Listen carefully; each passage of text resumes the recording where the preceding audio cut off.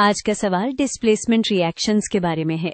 तुमसे बेसिकली ये पूछा जा रहा है कि क्या सिल्वर मेटल आयरन 2 सल्फेट के सोल्यूशन से आयरन को बाहर निकाल सकता है या नहीं, और क्यों। पहले कॉन्सेप्ट क्लियर करना है कि डिस्प्लेसमेंट होता क्या है। यही वो सॉल्ट सोल्यूशन है जिसमें रिएक्शन चेक करनी है।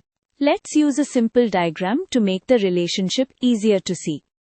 डिस्प्लेसमेंट रिएक्शन का सिंपल आइडिया ये है कि एक ज्यादा रिएक्टिव मेटल किसी सॉल्ट सोल्यूशन में से लेस रिएक्टिव मेटल के आयंस को रिप्लेस कर देता है। तो क्वेश्चन ये बन जाता है कि कौन सा मेटल ज्यादा रिएक्टिव है।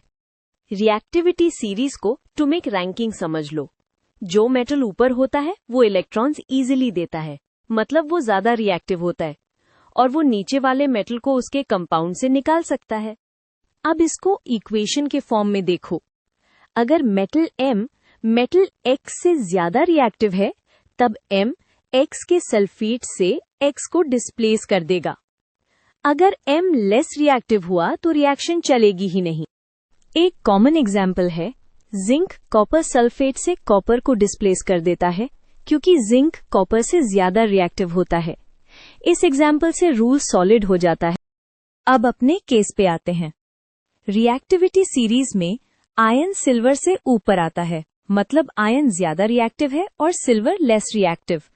तो सिल्वर के पास इतनी पावर नहीं होती कि वो आयन 2 आयंस को रिड्यूस करके आयन मेटल बना दे। ये कंपैरिजन ही डिसाइड करेगा रिएक्शन होगी या नहीं। इसलिए जब तुम सिल्वर मेटल को आयन 2 सल्फेट सोल्यूशन में डालते हो, डिस्प्लेसमेंट नहीं होता। सिल्वर आयन को रिप्लेस नहीं कर सकता, सो इफेक्टिवली नो रिएक्शन। इसका मतलब है रिएक्शन प्रोसीड नहीं करती। ऑब्जर्वेशन लेवल पर भी यही एक्सपेक्ट करोगे। सिल्वर मेटल वैसे का वैसा रहेगा और आयन 2 सल्फेट का पेल ग्रीन कलर बेसिकली सेम रहेगा, क्योंकि आयन आयन सोल्यूशन में ही रहते हैं। इलैबोरेशन के लिए एक रिवर्स सोचो। अगर आयन मेटल को सिल्वर नाइट्रेट सोल्यूशन में डालो तो आयन ज्यादा रिएक्टिव होने की वजह से सिल्वर आयंस को मेटल सिल्वर में कन्वर्ट कर देगा। वही एक्चुअल डिस्प्लेसमेंट एग्जाम्पल बनेगा।